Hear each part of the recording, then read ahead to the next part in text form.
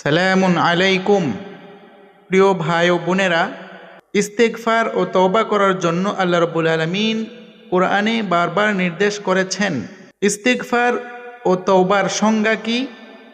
ইস্তেগফার ও তওবা করলে লাভ কি, না করলে ক্ষতি কি, কখন তওবা কবুল হয় এবং কখন হয় না, এই বিষয়গুলো নিয়ে আজকে আমরা আলোচনা করব। মনোযোগ সহকারে শুনতে থাকুন। আরেকটা কথা মনে রাখবেন, ইস্তেগফারের জন্য কোরআনের বাহিরে সাইয়্যিদুল ইস্তেগফার নবী কখনোই আবিষ্কার করেননি।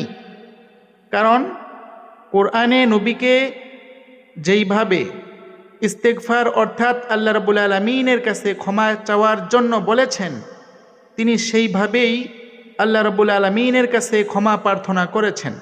এবং সমস্ত নবীরা কিভাবে আল্লাহর কাছে ক্ষমা চেয়েছেন, সেই সমস্ত দোয়াও কোরআন মাজিদে আল্লাহ রাব্বুল আলামিন উল্লেখ করেছেন। সেই দোয়াগুলো আমাদেরকে শিক্ষা দেওয়ার জন্যই আল্লাহ রাব্বুল আলামিন কোরআনে বারবার বিভিন্ন জায়গায় উল্লেখ করেছেন। বানোয়াট মিথ্যা ওয়াজে বলে থাকে, রুটিওয়ালার কাহিনী একদম মিথ্যা লেকচার।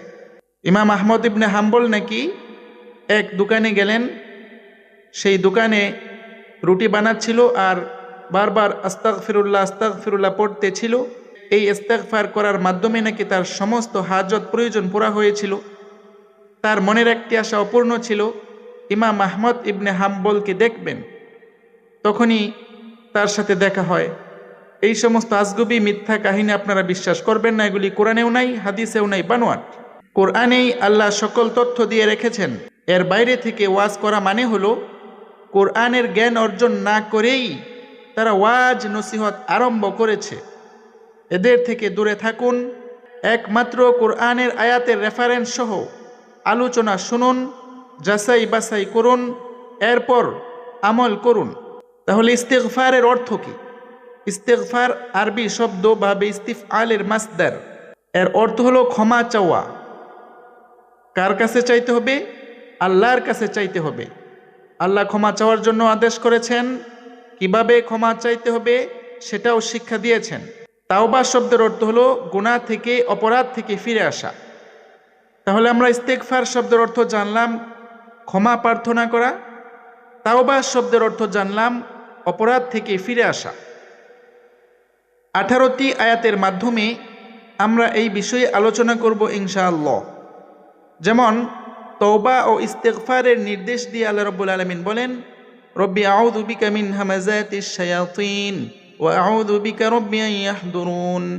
বিসমিল্লাহির রহমানির রহিম। ওয়া আনিস্তাগফিরু রাব্বাকুম সুম্মা তুবু ইলাইহি। তোমরা তোমাদের পালনকর্তার কাছে ক্ষমা প্রার্থনা করো, অতঃপর তার দিকেই তওবা করো, অর্থাৎ ফিরে আসো। এই আয়াতে আল্লাহ রাব্বুল আলামিন দুটি আদেশ করেছেন। 1 নাম্বার, তার কাছে ক্ষমা চাইতে হবে। 2 নাম্বার, তার দিকেই ফিরে আসতে হবে, তওবা করতে হবে গুনাহ ছেড়ে। তওবা কখন কবুল হয় তা যদি আমরা জানতে চাই, তাহলে সূরা নিসার 17 নাম্বার আয়াতটি মনে রাখতে হবে।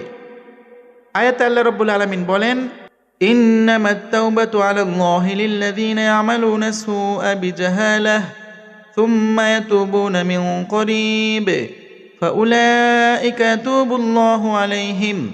নিশ্চয়ই আল্লাহ তাদের তওবা কবুল করবেন, তাদের গুনাহ থেকে ফিরে আসাটাকে কবুল করবেন। যারা ভুলবশত মন্দ কাজ করে, গুনাহের কাজ করে, অতঃপর অনতি বিলম্বে তওবা করে ফিরে আসে, এরাই হলো সেসব লোক যাদের তওবা আল্লাহ কবুল করেন। আয়াতে আল্লাহ রাব্বুল আলামিন বলেছেন 3টি কথা। 1 নাম্বার, যারা ভুলবশত মন্দ কাজ করে। 2 নাম্বার, দ্রুত ফিরে আসে আর আল্লাহ রাব্বুল আলামিনের কাছে এসে ক্ষমা প্রার্থী হয়, তখন আল্লাহ এদের তওবা কবুল করবেন। আর কখন কবুল করবেন না? সূরা নিসার 18 নম্বর আয়াতটি দেখুন, ওয়ালাইসাতিত তাওবাতু লিল্লাযীনা ইয়ামালুনাস সাইয়্যাত হাত্তা ইযা হাদারা আহাদাহুমুল মাউত ক্বালা ইন্নী তুবতুল আন ওয়ালাল্লাযীনা ইয়ামুতুনা ওয়া হুম কুফফার উলাইকা আ'তাদনা লাহুম আযাবান আলীমা। তওবা তাদের জন্য নয় যারা আজীবন মন্দ কাজ করে অবশেষে তাদের কারো মৃত্যু উপস্থিত হলে সে বলে, আমি এখন তওবা করছি, মানে আমি সকল গুনাহ ছেড়ে আল্লাহর কাছে এখন ফিরে আসছি। আর তাদের জন্য নয় যাদের মৃত্যু হয় কাফির অবস্থায়, অর্থাৎ আল্লাহকে অমান্য করা অবস্থায়। কাফির শব্দের অর্থ হলো যে আল্লাহকে অমান্য করে। আল্লাহকে অমান্য করা হয় কিভাবে? আল্লাহর কোরআনের আয়াতকে অমান্য করার মাধ্যমে। তাই কোরআন পড়ে যদি কেউ না মানে, সে অবশ্যই আল্লাহকে অমান্য করার কারণে কাফির হয়ে যাবে নিজের অজান্তেই। এরাই তারা যাদের জন্য মর্মন্তুদ শাস্তির ব্যবস্থা করেছি। তাহলে যারা গুনার কাজ করতেই থাকে, অপরাধে লিপ্ত থাকে, মৃত্যুর সময় তারা অবশ্যই আল্লাহর কাছে তওবা পড়ে ক্ষমা চায়। আল্লাহ রাব্বুল আলামিন তাদের তওবা কবুল করবেন না। সমস্ত বদ আমল আল্লাহ নেক দিয়ে পরিবর্তন করে দিবেন, এমন সুযোগ আল্লাহ রাব্বুল আলামিন রেখেছেন। সূরা ফুরকানের ৭০ নম্বর আয়াতটি দেখুন, ইল্লা মান তাবা ওয়া আমানা ওয়া আমিলা আমালান সালিহা ফাউলাইকা ইউবাদদিলুল্লাহু সাইয়্যাতিহিম হাসানাত ওয়া কানাল্লাহু গফুরুর রহিমা। তারা নয় যারা তওবা করে, ঈমান আনে ও সৎকর্ম করে, আল্লাহ এদের পাপ পরিবর্তন করে দিবেন পুণ্য দিয়ে। আল্লাহ ক্ষমাশীল, পরম দয়ালু। এই আয়াতে 3টি কাজ দিয়েছেন। 1 নাম্বার, যারা তওবা করে, অর্থাৎ সমস্ত গুনাহ ছেড়ে দেয়, গুনাহ ছেড়ে আল্লাহর দিকে ফিরে আসে। 2 নাম্বার, ঈমান আনে। সারা কোরআনে 5টি বিষয়ে ঈমান আনার জন্য আল্লাহ রাব্বুল আলামিন বলেছেন। সূরা বাকারার 177 নম্বর আয়াত দেখবেন, আল্লাহর প্রতি, ফেরেশতাদের প্রতি, কিতাব সমূহের প্রতি, নবী রসুলগণের প্রতি এবং আখিরাতের প্রতি। 3 নাম্বার, সৎ কাজ করে, অর্থাৎ আল্লাহ রাব্বুল আলামিনের আদেশ নিষেধগুলো মেনে চলে।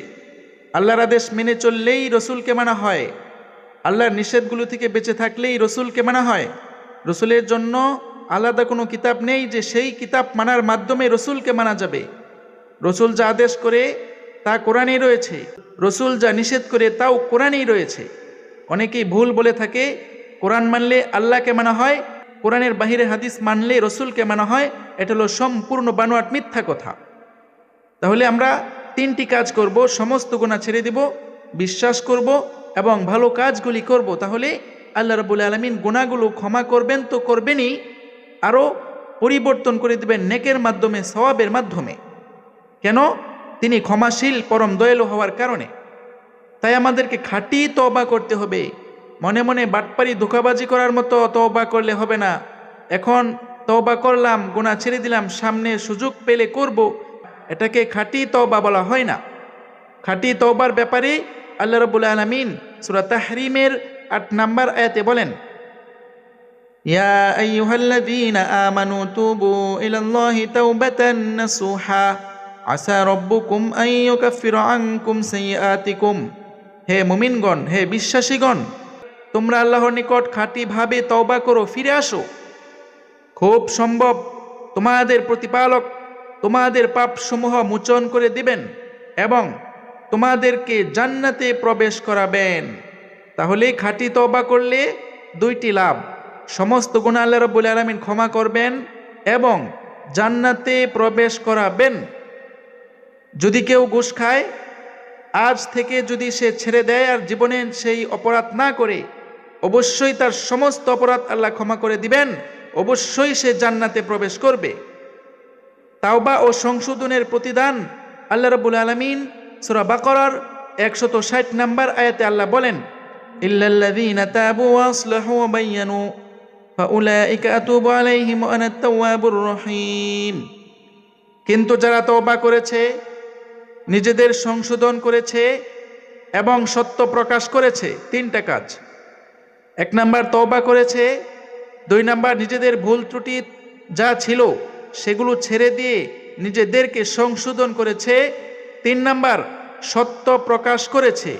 অর্থাৎ আল্লাহ রাব্বুল আলামিন কোরআনে যেই সমস্ত তথ্য দিয়েছেন সেগুলি অতদিন গোপন করে ধর্ম ব্যবসা করেছিল, তা ছেড়ে দিয়ে এখন থেকে একমাত্র কোরআন প্রচারে নেমেছে, সত্য প্রকাশ করা শুরু করেছে। তারা হলো সেই লোক যাদের তওবা আমি আল্লাহ কবুল করব এবং আমি একমাত্র তওবা কবুলকারী, পরম দয়ালু। তাহলে যারা কোরআন গোপন করার মাধ্যমে নিজেদেরকে জাহান্নামের উপযুক্ত করেছে, তাদেরকে আল্লাহ রাব্বুল আলামিন 3টি কাজের মাধ্যমে ক্ষমা করবেন বলে ওয়াদা করেছেন। 1 নাম্বার, তওবা করতে হবে, অর্থাৎ গুনাহ ছেড়ে দিতে হবে। 2 নাম্বার, নিজেদেরকে সংশোধন করতে হবে। 3 নাম্বার, সত্য প্রকাশ করতে হবে। তাহলেই আল্লাহ রাব্বুল আলামিন এদেরকে ক্ষমা করবেন এবং জান্নাতে প্রবেশের ব্যবস্থা করবেন। আল্লাহর রহমতের ঘোষণা রয়েছে। তওবা করলে আল্লাহ রাব্বুল আলামিন তাদেরকে ক্ষমা শুধু করবেন না, আল্লাহর পক্ষ থেকে বিশেষ দয়া ও রহমতের ব্যবস্থা রয়েছে। সূরা জুমারের 53 নম্বর আয়াতটি দেখুন। কুল ইয়া ইবাদিয়াল্লাযীনা আসরাফু আলা আনফুসিহিম লা তাকনাতু মির রাহমাতিল্লাহ ইন্নাল্লাহা ইয়াগফিরুয যুনুবা জামিআ। তুমি বলো, হে আমার বান্দাগণ, যারা নিজেদের উপর বাড়াবাড়ি করেছো, অপরাধ করেছো, গুনাহ করেছো, তোমরা আল্লাহর রহমত হতে নিরাশ হইও না। নিঃসন্দেহে আল্লাহ সমস্ত গুনাহ অপরাধ ক্ষমা করবেন। কেন ক্ষমা করবেন? কারণ হলো তিনি বড়ই ক্ষমাশীল, পরম দয়ালু। তাহলে যারা আমরা অপরাধী, গুনাহ করেছি, আমরা কখনো আল্লাহর রহমত থেকে নিরাশ হব না। আল্লাহর প্রতি ভরসা রেখে সমস্ত গুনাহ ছেড়ে দিয়ে আল্লাহর কাছে ক্ষমা প্রার্থী হব। তাহলে আল্লাহ রাব্বুল আলামিন আমাদেরকে তার রহমতের চাদরে আবৃত করে নেবেন। সূরা জুমারের 54 নম্বর আয়াতটি দেখুন। ওয়ানিবু ইলা রাব্বিকুম ওয়াসলিমু লাহু মিন ক্বাবলি আন ইয়াতিয়াকুমুল আযাবু সুম্মা লা তুনসরুন।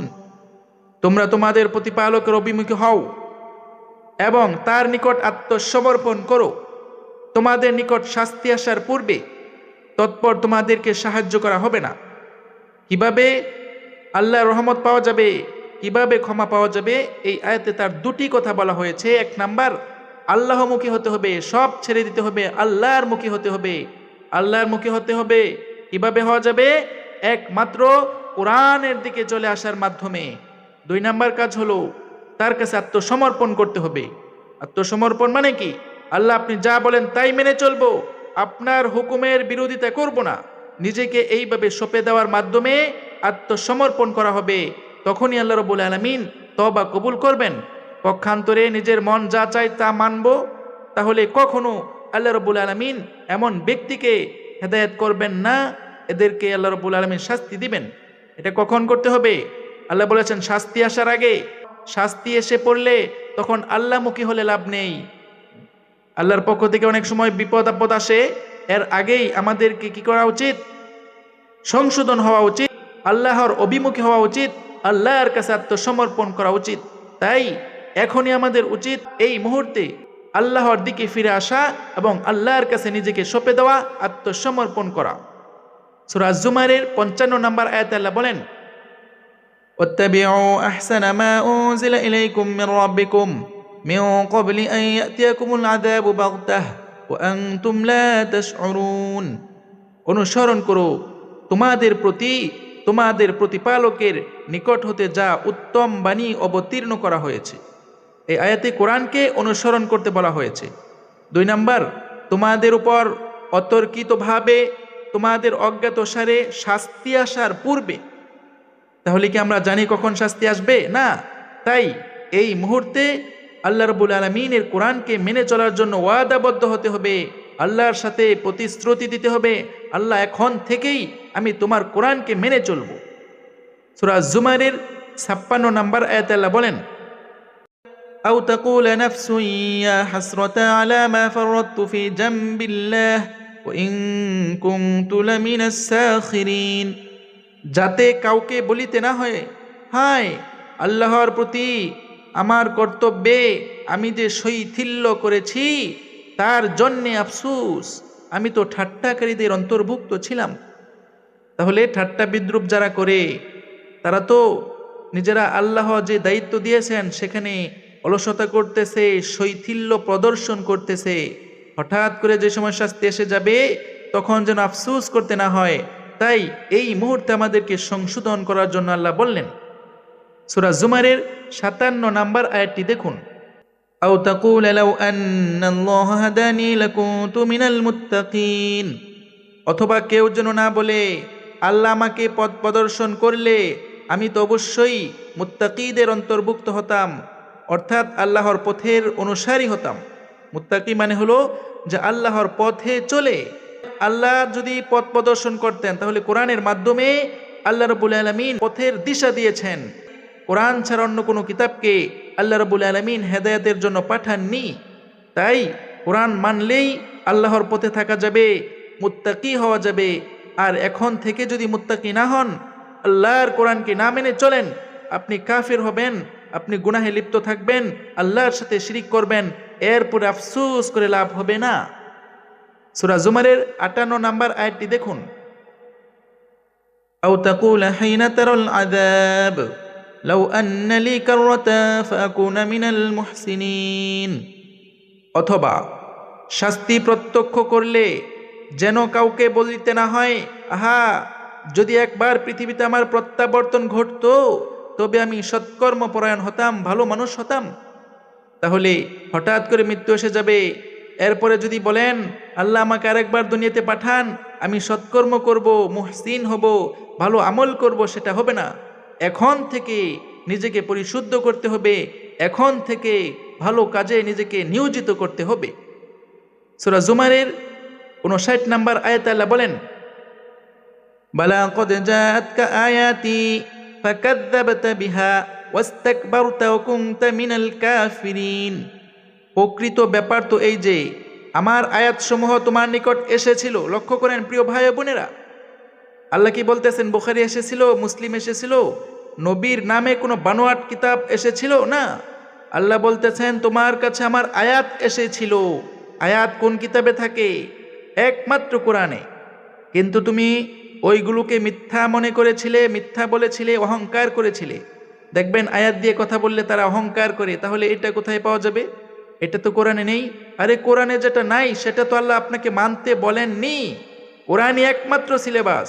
কিয়ামতের দিন আমাকে কোরআনের বাহিরে কোনো কিতাব সম্পর্কে প্রশ্ন করা হবে না। আর তুমি তো ছিলে অমান্যকারীদের একজন। তাহলে কোরআনকে অমান্য করলেই সে কাফের হয়, সে চিরস্থায়ীভাবে জাহান্নামে যায়। এই আয়াতটা ভালোভাবে দেখুন। একমাত্র কোরআনের আয়াতকে মানলেই অহংকার মুক্ত থাকা যাবে, অমান্যকারীদের অন্তর্ভুক্ত হওয়া থেকে বাঁচা যাবে, কাফের হওয়া থেকে বাঁচা যাবে। তাই কোরআনকে অমান্য করলে, কোরআনের আয়াতকে অস্বীকার করলে সেই কাফের হয়। কোরআনের বাহিরে কোনো হাদিসের কিতাবকে অস্বীকার করলে সে কাফের হয় না। কোরআনের বাহিরে অমুক তমুকে যা বলছে সেইটাই কি আমার মানতে হবে? আল্লাহ কি সেটা আমাকে মানতে বলেছেন? বলেননি। আল্লাহ বলেছেন একমাত্র কোরআনের আয়াত অমান্য করলেই কাফের হয়। ইস্তেগফারের দুনিয়াবি ও আখিরাতের অনেক লাভ রয়েছে, অনেক ফজিলত রয়েছে। সূরা নূহের 10 থেকে 12 নম্বর আয়াত দেখুন। ফাকুলতু আস্তাগফিরু রাব্বাকুম ইন্নাহু কানা গফফারা ইউরসিলিস সামাআ আলাইকুম মিদরারা ওয়া ইউমদিদকুম বিআমওয়ালিন ওয়া বানিন ওয়া ইয়াজআল লাকুম জান্নাত ওয়া ইয়াজআল লাকুম আনহারা। অতঃপর বলেছি তোমাদের পালনকর্তার কাছে ক্ষমা প্রার্থনা করো। নূহ নবী তার উম্মতকে বলেছিলেন তোমরা আল্লাহর কাছে ক্ষমা প্রার্থনা করো। কেন? তিনি অত্যন্ত ক্ষমাশীল। তাহলে তিনি ক্ষমা করে দিবেন। ক্ষমা চাইলে লাভ কি? তিনি বলেন তিনি তোমাদের উপর অজস্র ধারায় বৃষ্টি বর্ষণ করবেন। অপরাধের কারণে আল্লাহ রাব্বুল আলামিন বৃষ্টি বন্ধ করে দেন। যদি কেউ আল্লাহর কাছে ক্ষমা চায়, আল্লাহ তাদের জন্য বৃষ্টি নাজিল করবেন। 2 নাম্বার, তিনি তোমাদের ধন সম্পদ বৃদ্ধি করবেন। 3 নাম্বার, সন্তান সন্ততি বাড়িয়ে দিবেন। 4 নাম্বার, তোমাদের জন্য বাগান স্থাপন করবেন। 5 নাম্বার, তোমাদের জন্য নদী নালা প্রবাহিত করবেন। তাহলে ক্ষমা চাইলে 5টি লাভ। 1 নাম্বার ক্ষমা করবেন, 2 নাম্বার বৃষ্টি দিবেন, 3 নাম্বার সম্পদ দিবেন, 4 নাম্বার সন্তান সন্ততি দিবেন, 5 নাম্বার বাগান নদী নালা আল্লাহ প্রবাহিত করে দিবেন। তাহলে ক্ষমা প্রার্থনা মানে হলো আল্লাহর কাছে মাপ চাওয়া আর গুনাহ না করা। গুনাহ না করলে কি করতে হবে? আল্লাহর বিধান মেনে চলতে হবে। আর আল্লাহর বিধান মানলে এই সমস্ত জিনিস আল্লাহ রাব্বুল আলামিন আল্লাহর পক্ষ থেকে আমাদেরকে পুরস্কার স্বরূপ দান করবেন। সূরা আনফালের 33 নম্বর আয়াতে কিভাবে বিপদ থেকে বাঁচা যায় তার দিক নির্দেশনা দিয়েছেন। ওমা কানাল্লাহু লিউআযযিবাহুম ওয়া আনতা ফীহিম ওমা কানাল্লাহু মুআযযিবাহুম ওয়া হুম ইস্তাগফিরুন। আল্লাহ এমন নন যে তুমি তাদের মধ্যে থাকবে অথচ তিনি তাদেরকে শাস্তি দিবেন। আর আল্লাহ এমনও নন যে তারা ক্ষমা প্রার্থনা করবে অথচ তিনি তাদেরকে শাস্তি দিবেন। দুটি কথা। রসুল থাকা অবস্থায় তাদেরকে শাস্তি দিবেন, এটাও আল্লাহ করবেন না। রসুল যেহেতু নাই, আমরা কিভাবে আল্লাহর আযাব থেকে, শাস্তি থেকে বাঁচবো তার পরামর্শ আল্লাহ দিচ্ছেন। তারা যদি ক্ষমা প্রার্থনা করে আল্লাহর কাছে মাপ চায়, আল্লাহ বলেন আমি তাদেরকেও কোনো শাস্তি দিব না। তাহলে সমস্ত বিপদ আপদ, শাস্তি থেকে বাঁচার একটি পথ রয়েছে, সেটা হলো আল্লাহর কাছে ক্ষমা প্রার্থনা করা। তওবাকারীদের সফলতা সম্পর্কে আল্লাহ রাব্বুল আলামিন সূরা কসসের 67 নম্বর আয়াতে আল্লাহ বলেন, ফাআম্মা মান তাবা ওয়া আমানা ওয়া আমিলা সলিহা ফাআসা আন ইয়াকুনা মিনাল মুফলিহিন। কিন্তু যে তওবা করে, ঈমান আনে ও সৎকর্ম করে, অবশ্যই সে সফল কাম হবে। তিনটা। এক নাম্বার তওবা করে। তওবা বলছিলাম অর্থ কি মনে আছে? তওবার অর্থ হলো ফিরে আসা, গুনাহ থেকে ফিরে আসা। 2 নাম্বার ঈমান আনে, 5টি বিষয়ে বিশ্বাস করা। 3 নাম্বার সৎকর্ম করে। সৎকর্ম কাকে বলে? আল্লাহর সমস্ত আদেশকে মেনে নেওয়া এবং অসৎ কাজ থেকে বেঁচে চলা। আল্লাহর আদেশ নিষেধ কোথায় পাওয়া যাবে? একমাত্র কোরআনে। তাই কোরআন যদি মাতৃভাষায় না পড়েন, কখনো আল্লাহর আদেশ নিষেধ বুঝবেন না, মানতে তো পারবেনই না। কোন দোয়া করবেন? ইস্তেগফারের জন্য, ক্ষমা চাওয়ার জন্য। আল্লাহ কি শিক্ষা দেন নাই? আল্লাহ শিক্ষা দিয়েছেন। সূরা মুমিনুনের 118 নম্বর আয়াতটি দেখুন, ওয়াকুল। দেখেন, কুল দ্বারা আল্লাহর রাসূলকে আদেশ করা হচ্ছে, তুমি বলো। কি বলো? রব্বিগফির ওয়ারহাম ওয়া আনতা খায়রুর রাহিমিন। হে আমার প্রতিপালক, ক্ষমা করেন ও দয়া করেন, আপনিই তো সর্বশ্রেষ্ঠ দয়ালু। তাহলে রসুলকে আল্লাহ রাব্বুল আলামিন এই দোয়া শিক্ষা দিয়েছেন যে তুমি আল্লাহর কাছে এইভাবে ক্ষমা চাও। রসুল এই দোয়া কি করেছেন? আপনার কেমন মনে হয়? আমার তো মনে হয় রসুল এই দোয়াই করেছেন। এর বাহিরে কোনো দোয়া আবিষ্কার রসুল করেননি। সাইয়্যিদুল ইস্তেগফার বলে দোয়া আল্লাহ রসুল বলেননি, আমাদেরকে শিক্ষা দেননি। কোন দোয়া পরে তওবা করতে হবে? উপরেরটা হলো ইস্তেগফার, অর্থাৎ ক্ষমা প্রার্থনা করার দোয়া।